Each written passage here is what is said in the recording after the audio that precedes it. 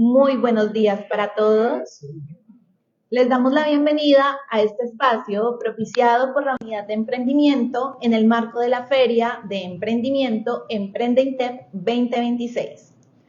Continuando con nuestra agenda académica, damos paso a una importancia para el del sector agropecuario, especialmente en un contexto donde la sostenibilidad y el uso eficiente de los recursos es fundamental. Hoy nos acompaña la doctora Liliana Ríos Rojas, ingeniera agrícola, magíster en Ingeniería de Recursos Hidráulicos y doctora en Ciencias de la Agricultura con énfasis en Fisiología Vegetal y Relación Hídrica de los Cultivos. Desde su vinculación con Agrosavia en el año 2008, ha desarrollado un importante trabajo investigativo en la gestión eficiente del agua en la agricultura, integrando ciencia, tecnología e innovación. Su experiencia incluye la aplicación de herramientas de agricultura digital como la sensórica, redes, Internet de las cosas e inteligencia artificial para monitorear en tiempo real el comportamiento del agua en el sistema suelo-planta-atmósfera. Su trabajo ha permitido avanzar hacia modelos de producción más sostenibles, optimizando el uso de recurso hídrico, evitando tanto el exceso como el déficit y aportando soluciones prácticas para los sistemas productivos. Sin duda, esta conferencia será una oportunidad valiosa para comprender cómo la tecnología, la investigación están transformando la agricultura y aportando al desarrollo en nuestro territorio. Los invitamos a disponer su atención y aprovechar al máximo este espacio de aprendizaje. Damos entonces la bienvenida a la doctora Liliana Ríos.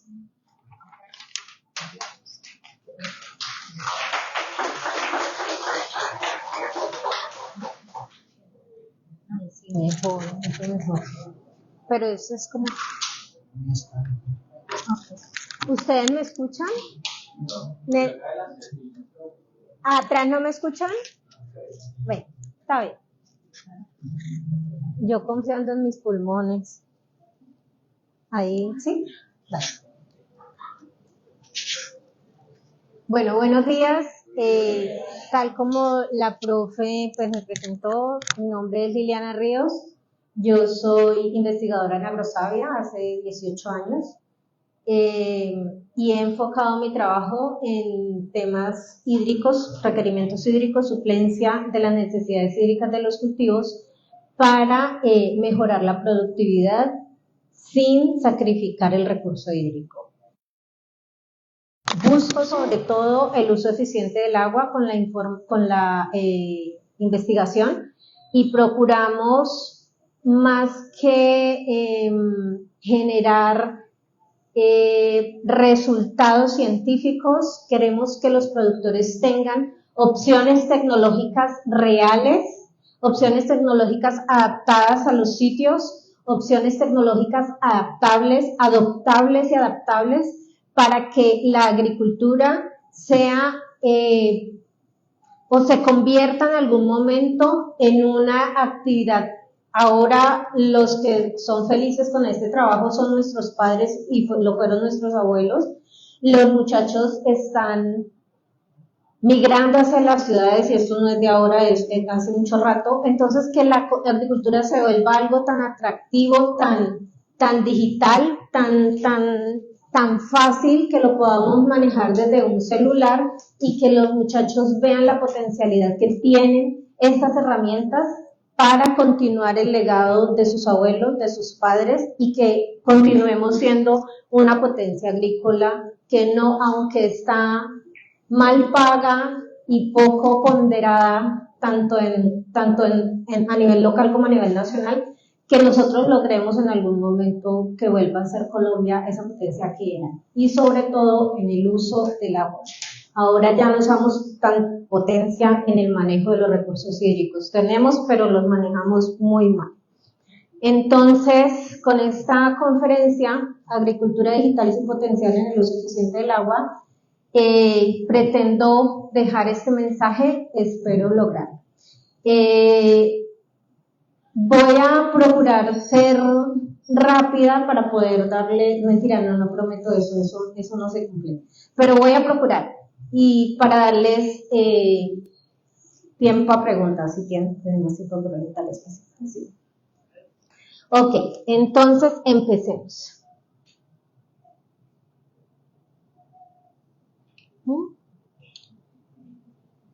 No pasó, ya, ok. Miremos un poco la evolución de la agricultura.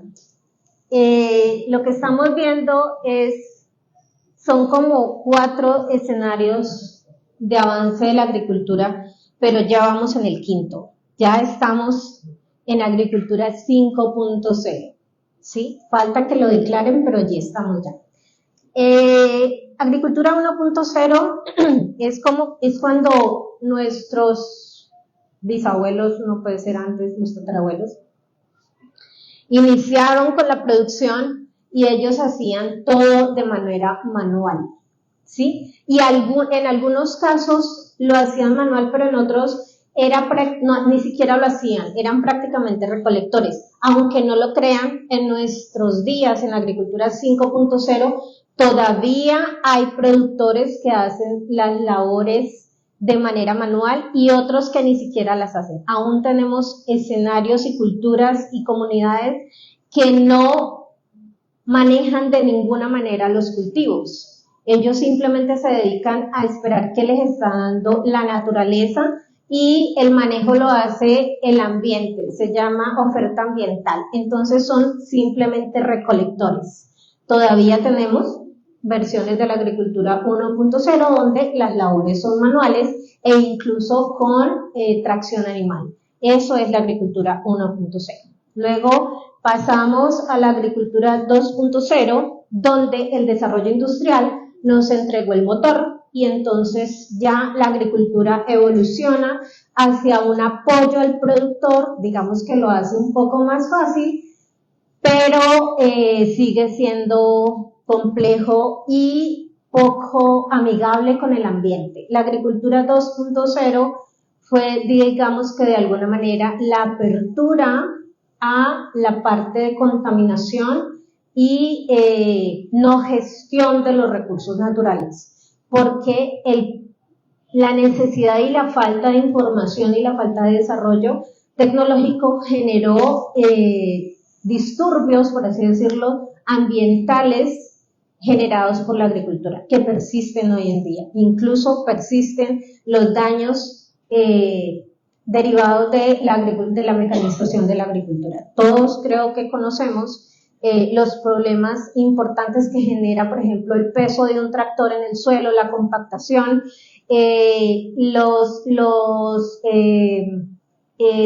problemas que pueden generar la maquinaria pesada, no solo sin control y sin programación de la labor.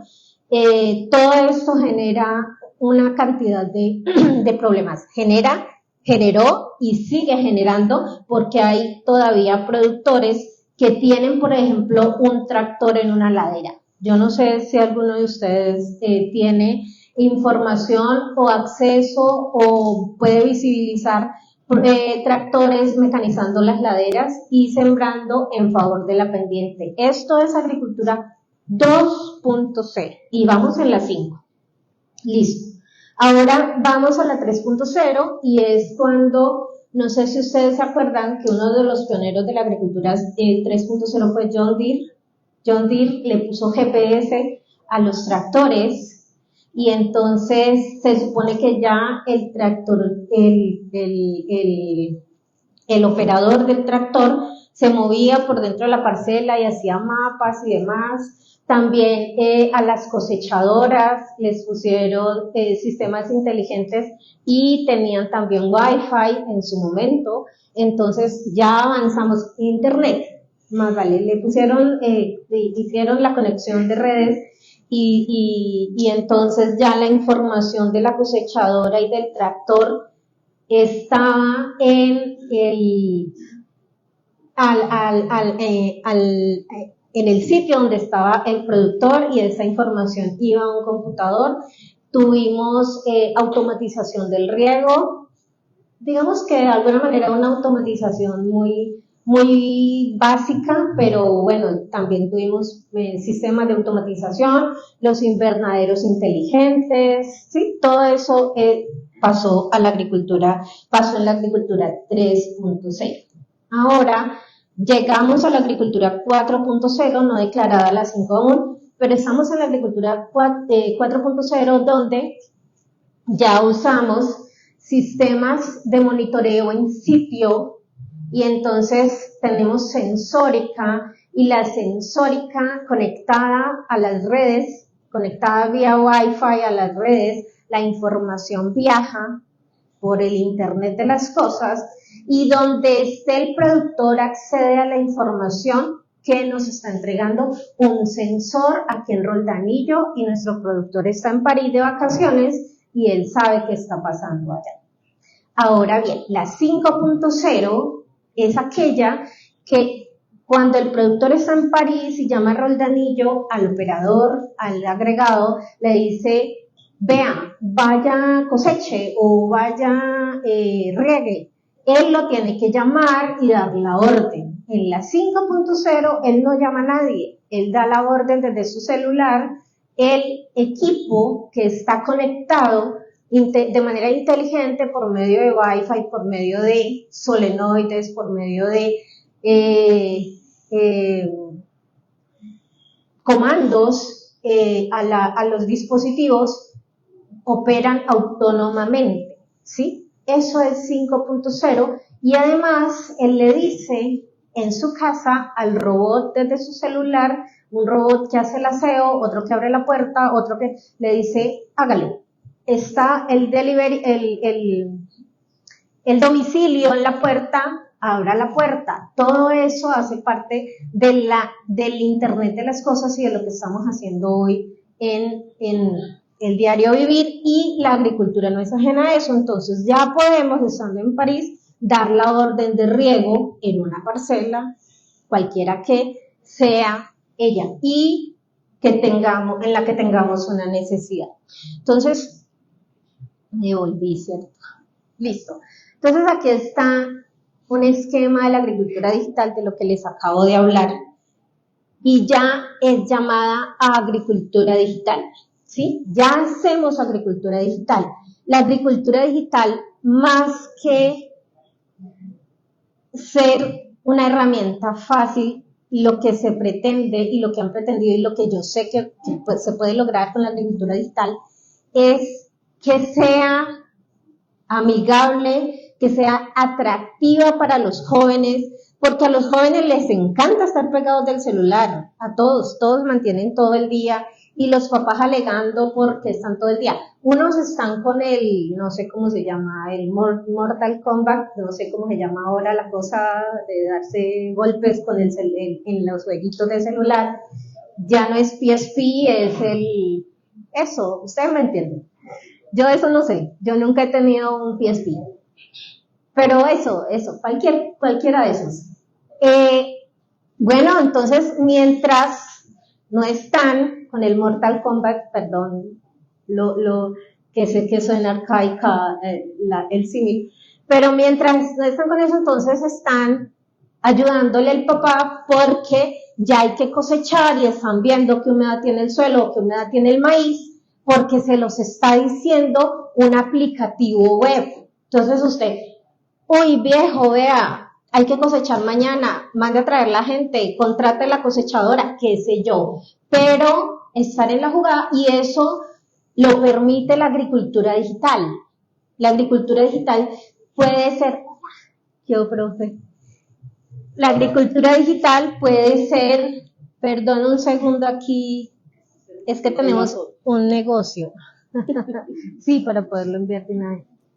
Bueno, entonces, lo permite y de verdad que yo tengo la esperanza de que haya menos fugas de nuestros jóvenes y que realmente se queden en casa, en las fincas de sus abuelos, siendo productores, o sea, y tratando de, no sé, me voy a disculpar por mi intromisión, de antemano me disculpo por los que tienen caña, pero no permitir, porque es que la caña se maneja sola, o sea, es un cultivo realmente fácil de manejar, diferente a un maíz. Entonces, que de verdad tengamos más productores de maíz, que el maíz es un cultivo de seguridad alimentaria, que tengamos más yuca, que tengamos más plátano, y estoy hablando de nuestra zona, ¿no? De nuestra zona productora. Entonces, que realmente ese sueño que tuvieron nuestros abuelos de tener su finca, de dejarles, de legarles esa herencia, de dejarles ese activo, pues continúe siendo así y que no lleguemos nosotros con nuestro título a vender la finca. Entonces somos administradores de empresas agropecuarias y al otro día vendimos la finca. Entonces, ese es como uno de los mensajes. Entonces, la agricultura digital, observen que tiene una numeración. Entonces, el número 1 es la parte sensórica. Los sensores, déjenme ver un momento aquí, me cuesta trabajo. Los sensores, sí, aquí está. Los sensores están en el sitio del cultivo. Los sensores con los que hacemos monitoreo del cultivo no están en el baño de la casa, no están en la cocina, ¿sí? No están en el almacén, no están en el parque del pueblo, están en el cultivo, donde yo quiero tomar la información, ¿sí? Allí es donde están los sensores, así como el termómetro con el que usted le toma la temperatura, está en el baño, que allá la mamá lo encuentra rápidamente para tomarle la temperatura aquí y no en el baño. Ella en el baño no, ahí saca y, ay, sí, tiene 38 grados. No, allá en el baño no. Es aquí donde le tomo la temperatura. Entonces, los sensores agrícolas están en el sitio del cultivo. Están en el suelo, están en la planta, están en la atmósfera. ¿Cuáles son los sensores de atmósfera? Aquí deben haber un montón de agropecuarios. ¿Qué sensores de atmósfera tenemos? La estación meteorológica, exacto, que tiene como 6 sensores de atmósfera. Entonces tenemos sensores de precipitación, de temperatura, humedad relativa, el barómetro, el radiómetro, ¿sí? Todos ellos que están captando la información. Muchas gracias, profe. Que están captando la información en el sitio. Ahora bien, los sensores de planta son pocos. Aún tenemos pocos sensores de planta, quisiéramos que fueran más. ¿Y qué están capturando los sensores de planta? Específicamente, cómo está cambiando la planta en función del manejo que le estamos dando, en función de la atmósfera, de lo que está pasando en la atmósfera, de lo que está pasando en el suelo, de lo que está pasando en el ambiente en el que se está desarrollando la planta. Esos son los sensores de planta. Son pocos, en realidad son más para investigación. Nosotros en investigación, no sé si lo han escuchado, pero tenemos una bomba que se llama Scolander, que nos mide el potencial hídrico de la planta, tenemos otro que se llama de intercambio gaseoso, tenemos un porómetro, un IRGA, pero son puntuales, ¿sí? Son específicos y solo nos están dando la información de cuando yo voy al sitio, mido y me devuelvo, pero resulta que como la planta está sometida al componente ambiental, cuando el componente ambiental cambia, pues la respuesta de la planta cambia y por eso es que yo necesito tener un sensor que mida todo el tiempo, así como todo el tiempo se está midiendo el componente atmosférico, pues que yo pueda medir el componente planta. ¿Cuál es la respuesta típica que tenemos tanto en investigación como un productor de una planta? ¿Cuál es la respuesta? ¿Qué es lo que nosotros medimos y decimos si estuvo bien o estuvo mal? El manejo que le di. La respuesta típica es el día de la cosecha. Entonces, si yo quería 8 toneladas de maíz y obtuve solo 4, lo hice mal, ¿sí? Pero hay oportunidad de ajuste, de respuesta, de modificación. No, ya perdió 4 toneladas. Ya lo que usted no hizo, y es más, como ni siquiera hay una bitácora de qué hice hoy, cuánto llovió hoy, qué fue lo que realmente hice entonces no hay un registro, una trazabilidad de lo que hice, entonces no me voy a dar cuenta que debo mejorar para ver si en el otro logro las otras 4 toneladas, las 8 toneladas que esperaba. Entonces todo eso lo podemos superar con la sensórica, ¿sí? Ahora en el punto 2 está la transmisión de la información y el almacenamiento.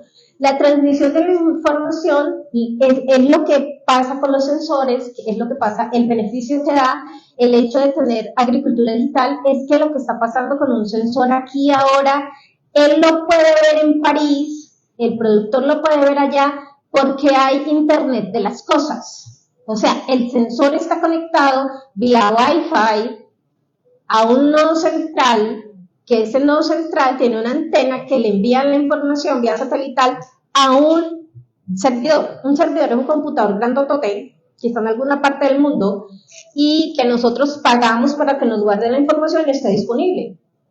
Entonces ese servidor tiene la información, contiene la información y yo la puedo ver, esté en Roldanillo o esté en París, o esté donde esté, en China, en Japón, donde esté, yo puedo acceder a la información si yo tengo unas claves, un log, un usuario y una clave, una contraseña, y entonces yo puedo entrar al sistema y ver la información.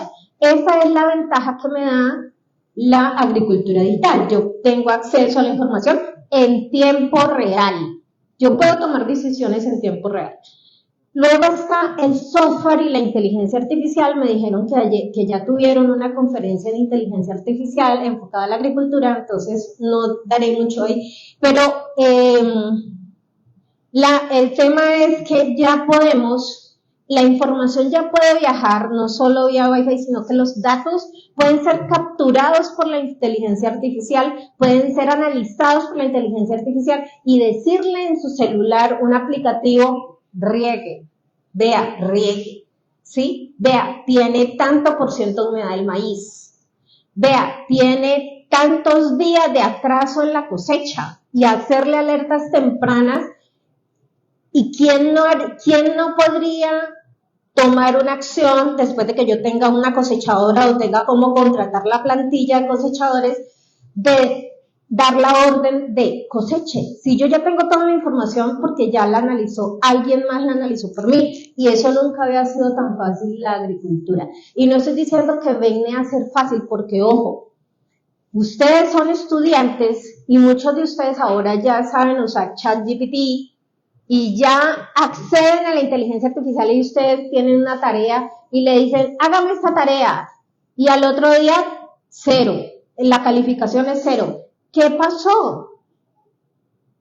¿Qué pasó si ChatGPT me hizo la tarea? Yo le hice la pregunta y ChatGPT me la hizo. Algunos de ustedes han visto, ahora es menos, eso evolucionó un poco, pero hace un año y medio, 2 años, las respuestas que le daba ChatGPT, no sé si ya le estaban usando la inteligencia artificial, daba miedo, inventa todo lo que ustedes quieran, son todos, Gemini, cualquiera, son súper inventores, son los de la innovación, ellos inventan, le dan cualquier respuesta. Las referencias, ¿han revisado las referencias bibliográficas? Se las inventa, es que es impresionante. Ahora, si ustedes van a ir así y les da la alerta de el maíz tiene tanto por ciento de humedad, vaya coseche, y ustedes van, sí, coseche, pues, y la humedad era mucho más y se tiraron la cosecha, ¿sí? Usted tiene que ir y verificar que lo que le está diciendo la inteligencia artificial es cierto, y si usted está en París, pues entonces necesita el apoyo humano, el sensor, el monitor más importante que tenemos somos nosotros mismos, nuestros ojos, nuestro tacto, nuestro olfato. Esos son los sensores infalibles. No nos podemos ir a ciegas con lo que nos dijo la inteligencia artificial, lo que nos dijo el celular. Verifico y luego actúo, pero ellos son un apoyo, no son la solución única. No puedes convertirse en eso. Y luego las máquinas, que son las que ejecutan la labor. En algún momento no vamos a necesitar el operador del tractor. Necesitamos el tractor para que haga el trabajo, pero no vamos a necesitar el operador del tractor porque le podemos decir a la máquina que actúe. Sin embargo, en cualquier momento la máquina puede fallar y necesitamos al humano. Entonces no es como que nos vamos a ciegas con todo lo que implica la inteligencia artificial, la agricultura digital, sino que siempre tenemos que saber que el que ejecuta la labor aún tiene que ser un humano. De pronto en la agricultura 6.0, no sé, o la 7.0, que ya se haga pues incluso con absolutamente todo vía drones u otro tipo de soluciones, pero por ahora el humano sigue siendo importante en la ejecución de la labor y en la toma de las decisiones. La agricultura digital facilita y es un apoyo, pero no es autónoma, no puede ser autónoma o única. Ok, aquí como les decía, hay un registro de la información, hay transmisión y almacenamiento de la información, se procesa y toma decisiones. Aquí hay un punto bien importante que se los acabo de decir. Ay, no, me tengo que poner las gafas porque no veo ni las flechas, ni para dónde van. Listo, miren el cuadrito, no es un cuadro, ¿no? Todavía sigue siendo un círculo, ¿sí?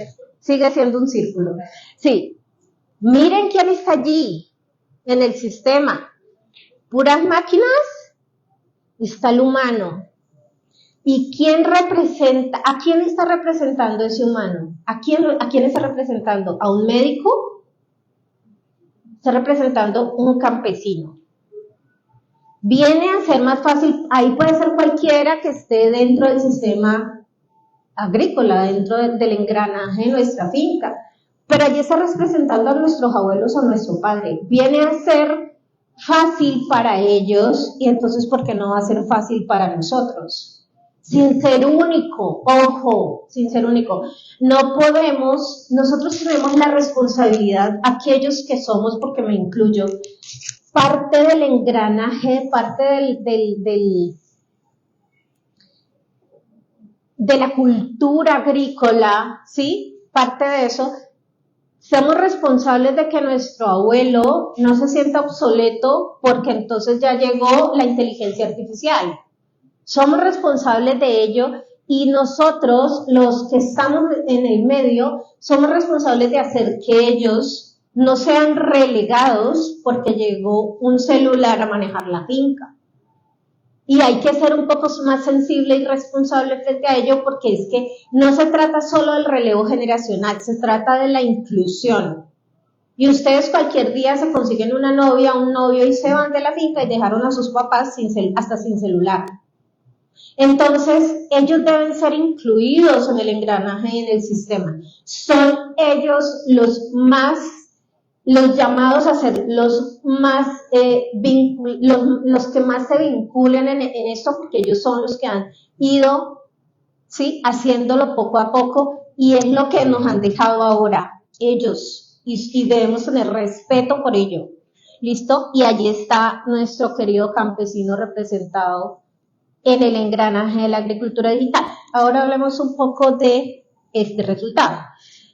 En el distrito de Rego Ruth tenemos un desarrollo ya de agricultura digital.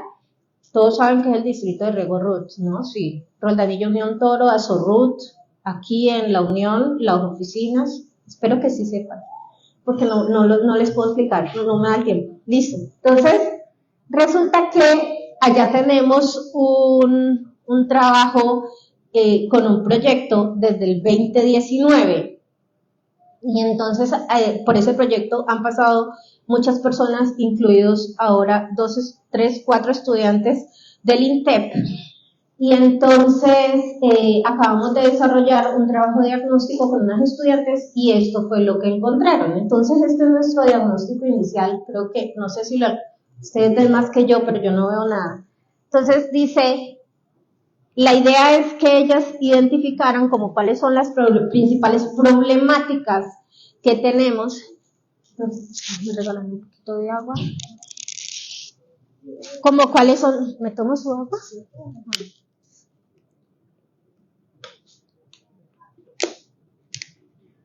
¿Cuáles son las principales problemáticas del manejo del agua en el distrito? Y eso que, bueno, tomamos unos puntos por fuera porque era necesario diagnosticar el cultivo, no solamente el sitio, sino el cultivo propiamente en la región.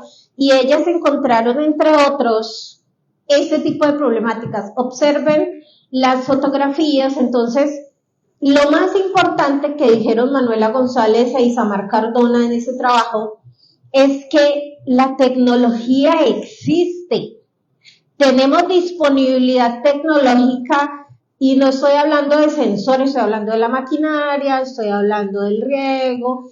Los productores, no todos, como el señor de la fotografía, ponen una manguera, algunos tienen riego, pero el riego que tienen la mayoría no tiene, no sé cómo decir la palabra más justa, pero la palabra que se me viene a la cabeza es una gestión responsable del manejo del agua.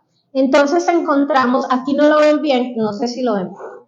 Si ven, este es un sistema de riego que comparado con ese desperdicio que hay allá, con ese, y con lo que ya saben de cómo se maneja riego con riego por superficie, que es casi el 50% del distrito de riego RUT. Tenemos este tipo de riego que es riego por goteo, pero tiene un hueco. ¿Quién arregló el hueco? Nadie. Se voló un gotero y entonces dio lo mismo que tener riego por superficie.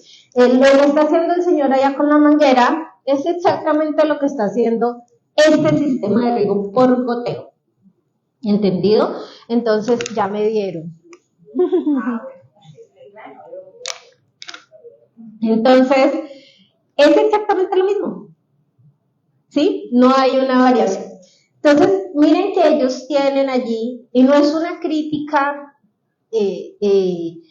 con mala intención, es la realidad, es una realidad, y no es del distrito de Riego RUT, y no es de Roldanillo, y no es de la Unión, y no es del norte del Valle. Esto se ve hasta en las mejores familias, ¿sí? Sistemas súper tecnificados, donde, bueno, excepto, ¿saben en dónde no se ve esto? En Flores. Si ustedes quieren un sistema ideal, visiten un cultivo de flores.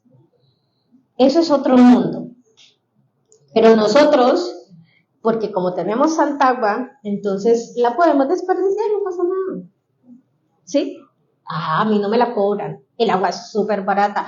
Pero el productor no está cuantificando. Lo último que el productor cuantifica, cuando riega, cuando se levanta a las 4 de la mañana o las 3 que ni duermen, se levantan a emprender su labor agrícola y se acuestan a las 11 de la noche, lo último, y es que nunca cuantifica, es su trabajo.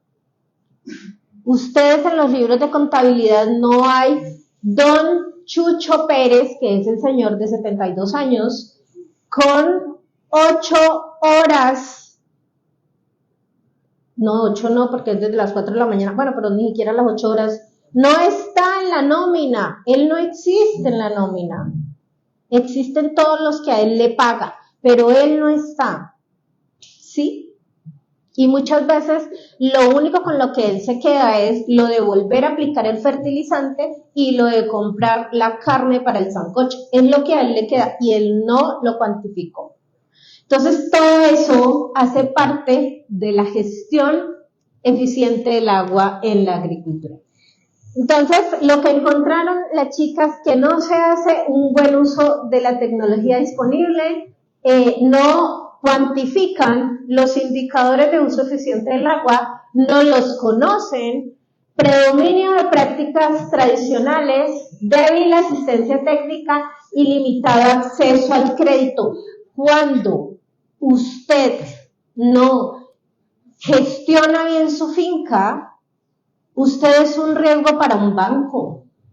Si usted no le demuestra al banco que usted puede hacer bien las cosas y que su rendimiento no riñe con la gestión eficiente de los recursos, el banco no le presta.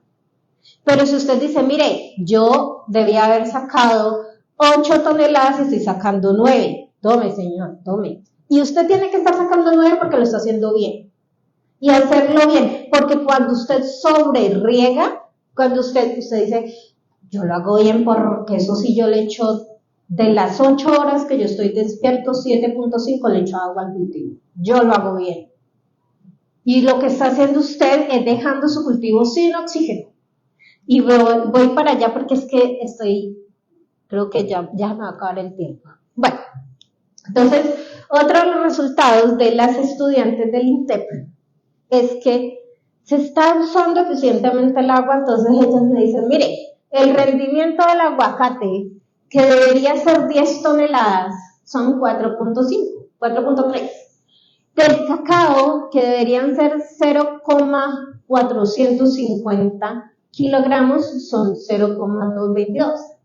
Del limón Tahití, que deberían ser 9 toneladas, es 1.5. Y de la papaya anda bien, 19 toneladas, pero en realidad la papaya puede entregar hasta 40 y 50 toneladas por hectárea.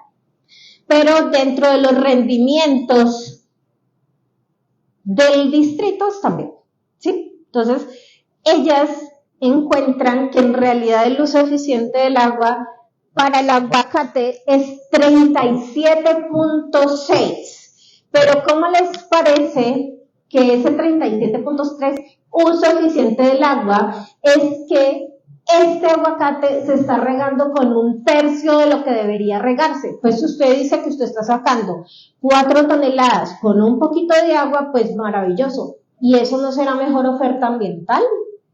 Es que usted no está regando. Usted está haciendo uso eficiente del agua, sí, pero sacrificando el cultivo. Entonces, ¿usted para qué es productor? Usted no es productor, usted es recolector, ¿sí? Eso es.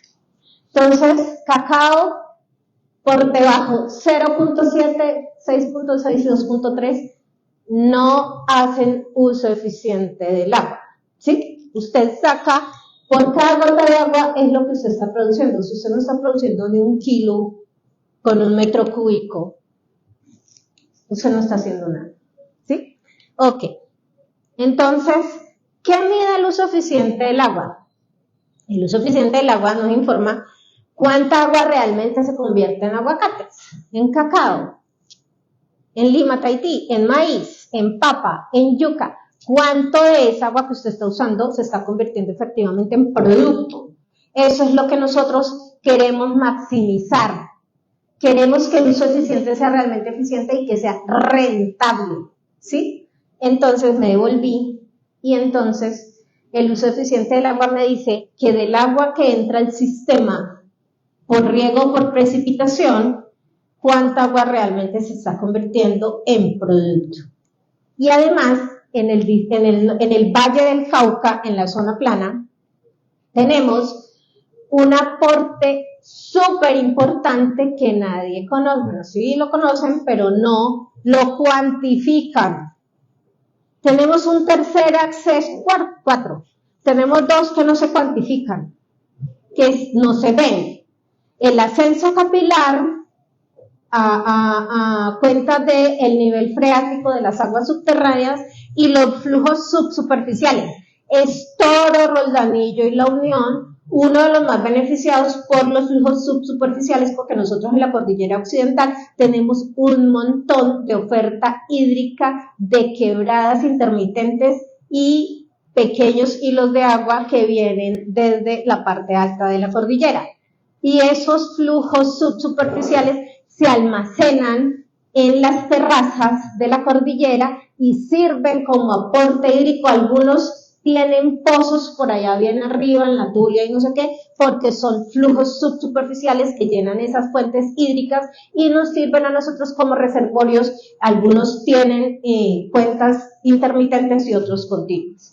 Entonces, esos flujos son bien importantes y cuánta de esa agua que está entrando al sistema se está convirtiendo en realidad en fruta, porque también tiene salidas naturales que son la evapotranspiración, los flujos subsuperficiales, también ellos no se quedan allí, ellos siguen, y los flujos hacia las fuentes subterráneas. Entonces también hay salida. Entonces cuando entró en el balance, lo que entró, lo que salió y de lo que se quedó en realmente realmente cuánto se convirtió en 1 kilo de fruta. Eso es el uso eficiente del agua, cuantificar en realidad cuánto se convirtió en fruta. ¿Y qué es lo que realmente le aporta el agua a la agricultura? ¿Qué es eso? ¿Qué le aporta el agua? ¿Por qué tenemos que regar? ¿Para qué regamos? Regamos para generar crecimiento. Usted, una hormiga, un limón, cualquiera, todos nosotros crecimos por turgencia. La turgencia es el cambio del crecimiento de la célula que hace el que uno esté hidratado. Por eso los niños en África no crecen, se quedan delgaditos y pequeñitos, porque ellos tienen poca agua en su sistema. La turgencia genera crecimiento, cambio de tamaño. Cuando la célula se llena de agua, esa agua hace que ella cambie de tamaño, se amplifique, se hinche, y entonces eso genera crecimiento. Eso le aporta. Otro aporte es la parte química. Eso es por eso es que fertilizamos. Pero los fertilizantes no, si usted cree que por un poro de una raíz, que ni lo vemos, nosotros vemos nuestros poros, pero los poros de la raíz no se ven. Usted saca una raíz y la ve negra o blanca, pero usted no le ve poritos. Por un poro en la raíz le va a caber un gránulo de urea. No. Los fertilizantes tienen que ser diluidos para poder que entren en el sistema radical, que traspasen la barrera de la raíz del tejido y entren. Por eso necesitamos regar, para disolver los nutrientes. Además de generar turgencia, hidratación, necesitamos también que nos disuelvan los nutrientes para que los nutrientes ingresen al sistema y así la planta se pueda nutrir. Entonces, lo necesitamos por nutrición. Aquí está, por ejemplo, el ejemplo de la turgencia. Este es un escenario donde estamos bien hidratados, turgentes, y ese es un escenario donde la planta, no sé si ustedes han visto, pueden experimentarlo, es algo que siempre me ha llamado mucho la atención, porque lo podemos ver, que si una planta no tiene agua, al mediodía, por la tarde, a las 2 de la tarde, y ustedes pasan y dicen, esa planta está dormida, ¿sí? Y las mamás dicen, échale agua, que está dormida la planta. Eso es porque la planta, para no deshidratarse, no tiene turgencia, no está así, entonces ella cierra estomas y del cierre estomático hace que la planta, ¿sí?, caiga, se pone débil, tal cual se ponen débiles ustedes, que si se fueron sin lonchera y no tienen plata, pues entonces no se pueden ni mover. Eso también le pasa a las plantas. Ese es el efecto de pérdida de turgencia en la célula. Hay un punto muy importante que le genera el agua a la planta, y es la energía necesaria para cumplir las funciones, para poder generar la molécula energética. El agua que la planta captura debe ascender hasta los fotosistemas. Eso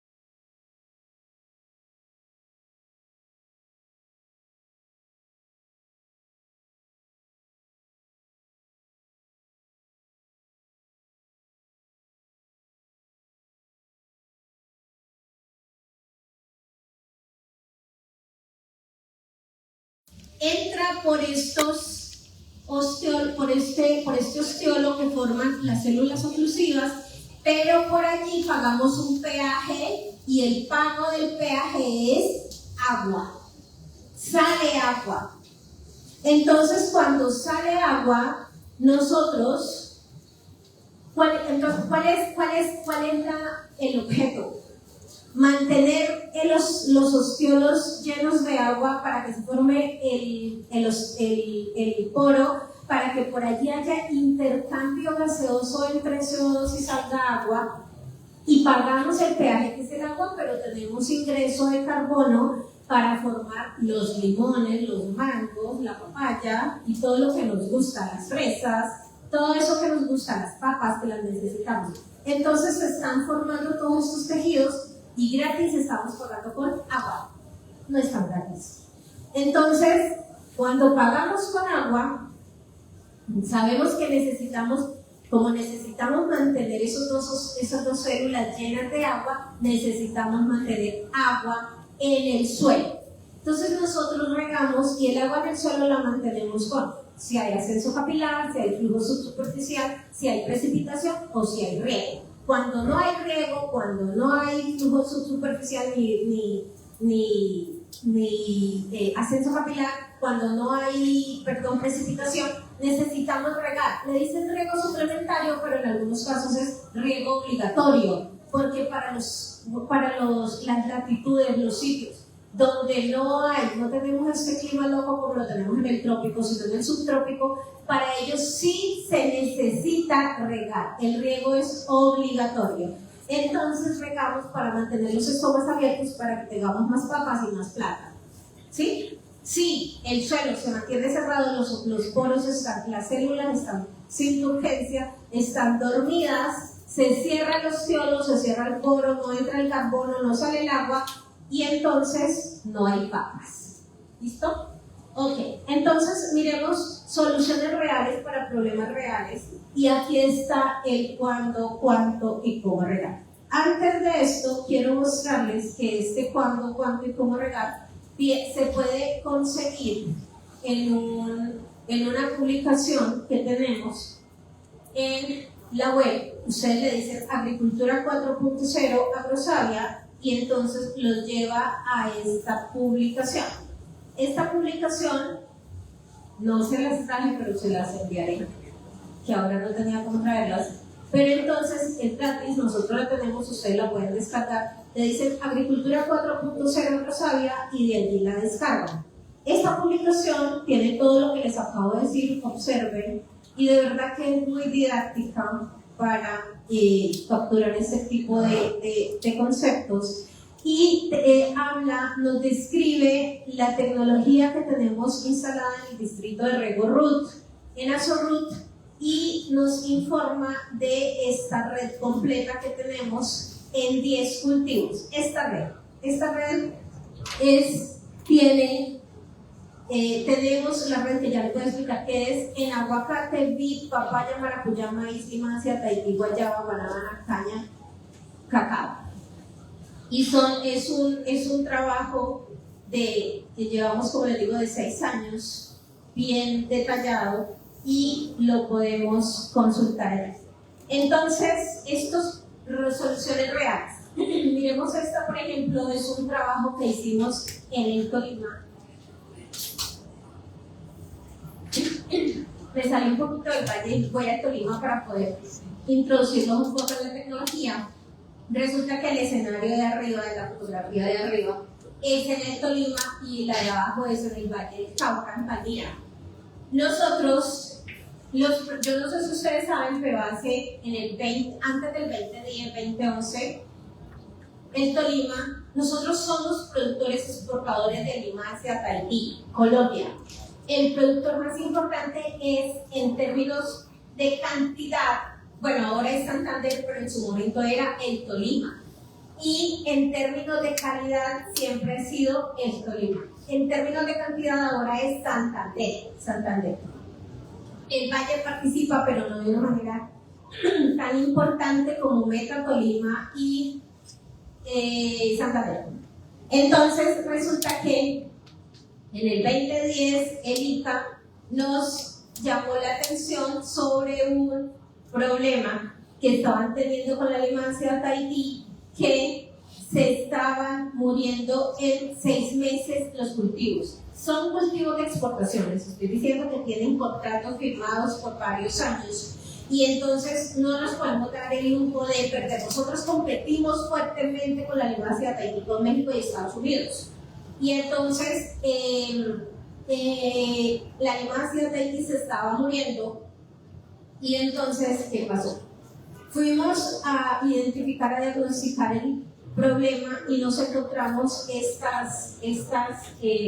escenario.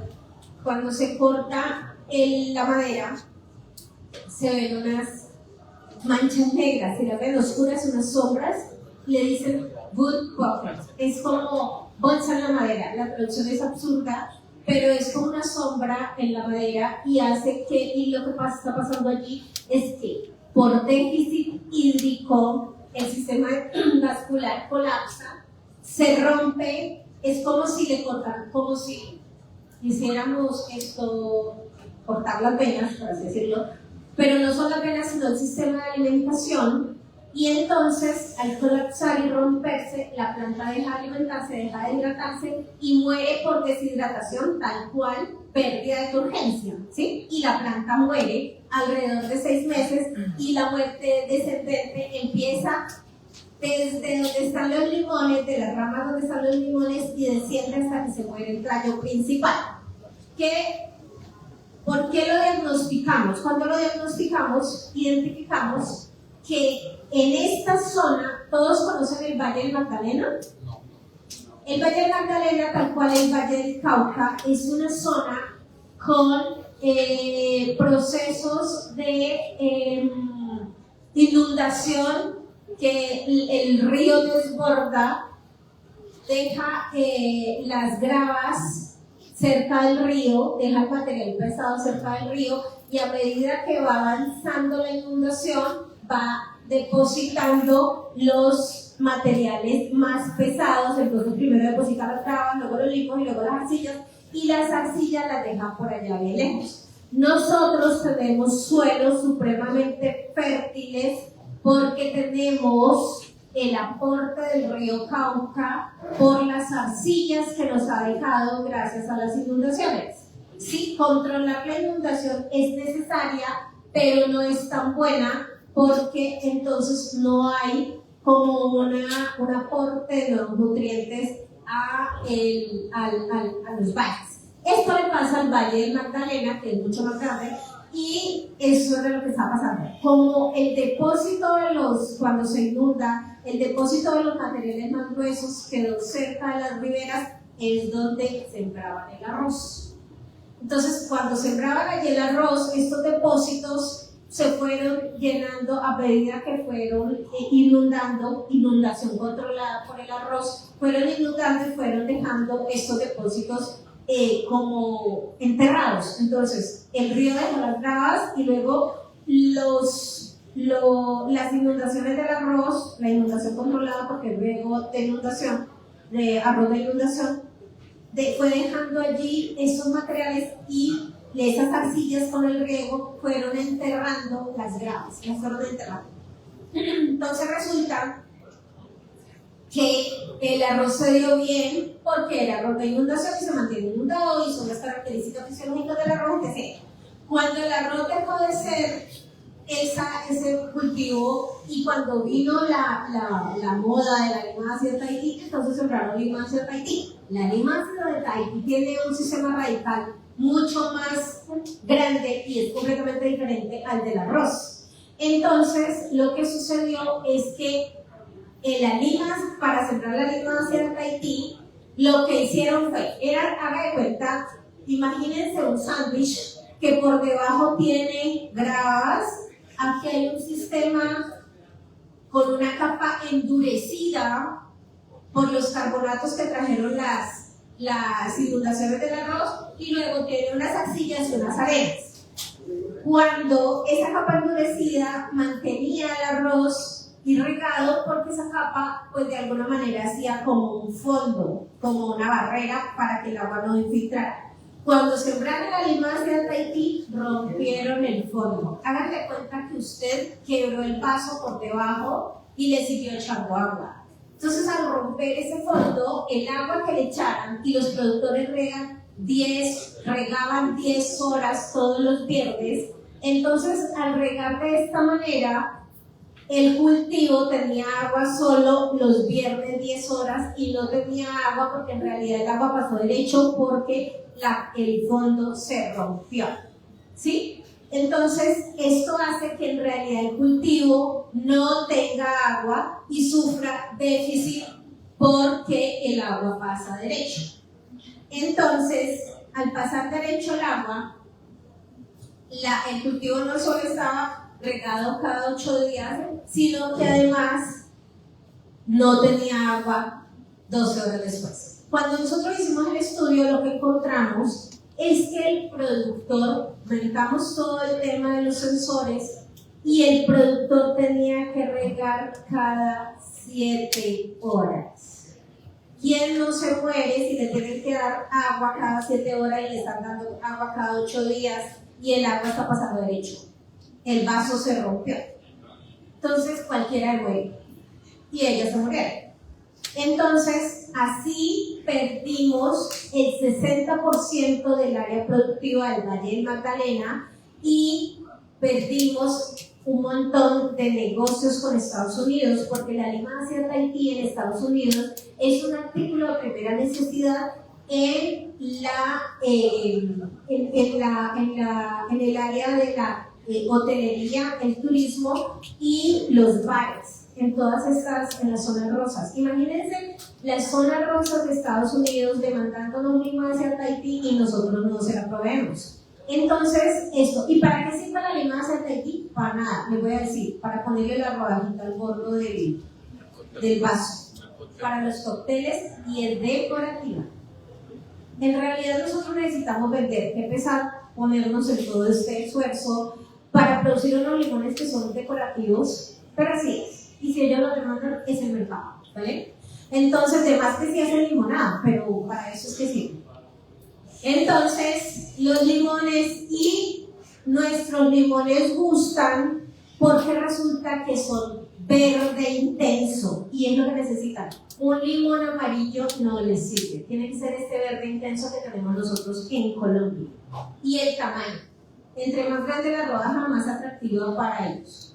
Entonces, ¿qué hicimos? Monitorear en el sitio de raíces, instalamos los sensores, el monitoreo en tiempo real, los sensores se ponen en el sitio de las raíces y allí empezamos a medir.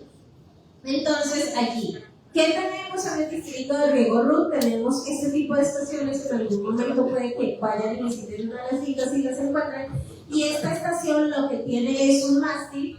Aquí debajo están enterrados los sensores en los árboles, aquí en el pie del árbol. Acá hay un cable que viene hasta acá y otro que viene hasta acá. Allí está el logger a media asta y en la punta está el panel solar y la antena que transfiere la información a un nodo repetidor y el nodo repetidor lo transfiere al nodo principal y el principal a la nube y de la nube queda almacenado para que nosotros tengamos acceso a la información en tiempo real.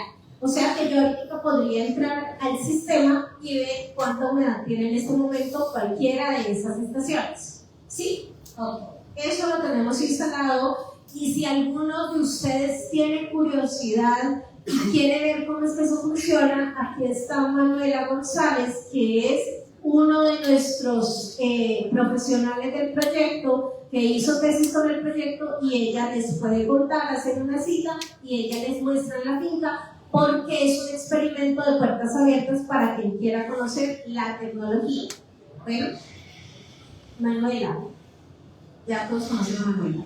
Listo. ¿Qué vemos con los sensores de humedad? Vemos cómo está el contenido de humedad en el suelo. Entonces, resulta que el contenido de humedad, hay una propiedad específica importante para definir un programa de riego en cualquiera que sea, que es la capacidad de campo.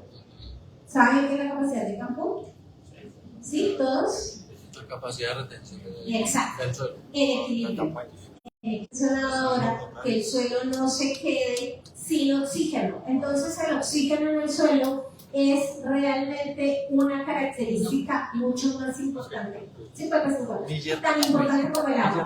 Entonces, como en los suelos arcillosos, si yo sobre riego, corro el riesgo de quedarme sin oxígeno, que son los suelos de este sector, nosotros regamos con el 80%. Nuestro límite máximo de riego es el 80% de la capacidad del campo.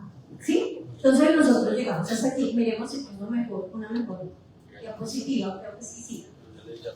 Entonces resulta que lo que está en rojo sobre la parte superior roja, la banda roja de arriba, es sobre riego. Y la banda roja de abajo es déficit hídrico. ¿Sí? Exceso y déficit. Entonces, lo que está en verde es lo que nosotros, la banda de riego que deberíamos mantener. Si ven que es la más estrecha, es poquita agua. Y la que está en amarillo es una que podemos usar, que podemos alcanzar sin arriesgarnos mucho, pero corremos el riesgo de que nos quedemos sin oxígeno. Entonces, pero allí nos podemos mantener. Esta es una gráfica tipo semáforo. Entonces, entre el amarillo y el verde está el 80% de la capacidad de campo. Por debajo, entre el verde y el rojo inferior, está el límite de riego, que es el 64%. ¿Por qué es un número fijo? Porque se ha identificado en plantas C3 que el 64% afecta al 10% de la fotosíntesis, quiere decir que solo afecta al 10% del rendimiento del cultivo, o sea que vamos a sacar solo menos el 10% de la producción o de los kilos o de las toneladas, que no afecta mucho que si no regáramos, ¿sí? Entonces, el 64%, no vamos a llegar al 64%, pero si usted llega al 64% ya debe saber que va con pérdidas, ¿entendido? Pero es un rango razonable, entonces nos movemos entre el 80% y el 64% para no sobreregar, para no dejar sin oxígeno y para no dejar sin agua. En eso nos movemos y eso está mejor explicado en la publicación que les compartí ahorita. Ahora bien, aquí está nuestra red, como les mencionaba, también tenemos el maíz. Y aquí está un tema bien importante de la gestión hídrica, y es que en estos cultivos, todos los frutales y casi que todos los cultivos, algunos que son de zonas de subtrópico, florecen por acumulación de horas frío, pues nosotros florecemos por estrés hídrico. Bueno, nosotros no, los frutales. En estas condiciones florecen con estrés hídrico. Si no hay estrés hídrico, por déficit, no por exceso, por déficit, no florece. Entonces, si la planta no florece, ustedes saben que de la flor sale el fruto, y si no florece no hay fruto, entonces el productor pierde no solo trabajo y todo lo demás que les he mencionado, sino que también pierde la inversión. Entonces, eso es supremamente grave. Entonces, aquí lo que teníamos es un canal de riego que, como ustedes pueden ver, la cota del agua, la cabeza hídrica está sobre el cultivo está más bajito, por tanto el agua va de donde está la menor energía, entonces drena hacia el cultivo y tendríamos un cultivo completamente inundado, aunque lo estuviéramos regando, ¿sí? Por flujo subsuperficial. Ya terminamos, ya vamos a terminar. Entonces ya tenemos allí este huerto inundado, siempre sin oxígeno y que no florecía. Lo que hicimos fue cerrarle las válvulas al canal, le cerramos la compuerta, y al cerrar la compuerta el cultivo floreció. Entonces ya tuvimos producción, un ciclo que no floreció. Entonces, lo que nosotros, ¿y cómo nos dimos cuenta que estaba pasando agua? Porque eso no se ve, y si uno no sabe, no es un experto, pues no se la apoya. Entonces, los sensores estaban siempre saturados, y identificamos que era que siempre estaba pasando agua. Esa información que nos dan los sensores. Ok, aquí lo que tenemos es un cultivo, como ustedes pueden ver, que esta es una señal que nos da el sensor. Miren dónde está la capacidad de campo en la línea horizontal punteada, y entonces tenemos un cultivo siempre inundado, y los puntos lo que informan es el crecimiento del fruto, y el crecimiento del fruto atrasado, el ciclo se atrasó, se amplifica. Cuando el ciclo del cultivo se amplifica, es manejo y es más inversión y más tiempo por parte del productor, y salir a cosecha tardío, eso implica problemas comerciales. ¿Ok? Bueno, esta es la parte que les mencionaba ahorita de la floración. Esto es otra parte. Nosotros con el proyecto alcanzamos a pasar del escenario A al escenario B. Si ustedes ven, el escenario A se mantenía siempre sobre el límite máximo de riego, bueno, sobre la capacidad de campo. Luego logramos pasar a un escenario B. No es tan fácil, pero lo manejamos bien. Y este es un escenario donde, a pesar de que estaba siempre inundado, el productor invertía tiempo, combustible, plata, agua y demás regando, porque ellos no ven esto y ellos riegan, porque los productores riegan según el calendario, y si tienen que regar cada 4 días, riegan cada 4 días, no importa si hay agua o no hay agua en el cultivo. Entonces, esto es lo que vemos. Por último, les quería mencionar que, claro, no tenemos sensores de planta, no hay disponibilidad. Nosotros acabamos de desarrollar uno en Agrosavia, y es un sensor que mide el crecimiento del fruto y nos informa cómo estamos manejando el cultivo en función del desarrollo del fruto. Obviamente el fruto es la respuesta, como yo les decía, pero una respuesta tardía es al final en la cosecha, pero una respuesta en tiempo real es cómo se está desarrollando. Si estoy haciendo las cosas bien, la tasa de crecimiento es homogénea, pero si estoy haciendo las cosas más mal, pues se me atrasa el crecimiento del fruto y se me atrasa el ciclo. Es un desarrollo que está en patente, se los traje como para informar, porque todavía no está disponible, pero allí lo tenemos. Y es Made in Colombia, no existe, en el mercado existen algunos, pero son supremamente aparatosos y costosos, pero ahora tenemos un desarrollo tecnológico que es de nuestra invención, y está, el que quiera irlo a ver, está en el distrito Manuel Acevedo. ¿Sí? Bueno, entonces la plataforma completa que tenemos en este momento, sensores de humedad del suelo acoplados a transmisión de datos, manejo con inteligencia artificial, con sistemas web y móvil que transfieren la información a aplicativos digitales que nos pueden hacer alertas tempranas. E incluso tenemos un proyecto, Agricultura 5.0, nos lo acaban de aprobar, que tenemos robótica y automatización para montar el sistema completo, y cuando lo tengamos montado, pues los invitaremos a verlo y les compartiremos los resultados. Y esto era lo que tenía para informarles. Muchas gracias.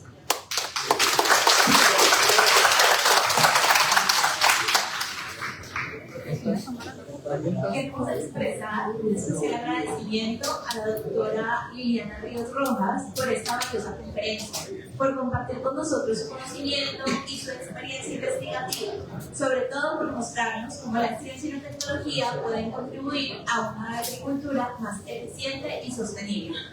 Gracias por recordarnos la importancia de gestionar de manera inteligente un recurso tan vital como el agua, y por evidenciar cómo la innovación, la agricultura digital y la investigación aplicada están transformando los sistemas productivos de nuestro país. Nos llevamos hoy conocimientos, reflexiones y herramientas que sin duda aportarán a la construcción de un campo más productivo, consciente y sostenible. Los invitamos a las 10:30 en el auditorio de Desiderio Martínez a disfrutar de la muestra artística del grupo de danza de la sede de APA. Muchísimas gracias a todos por su asistencia y muchas gracias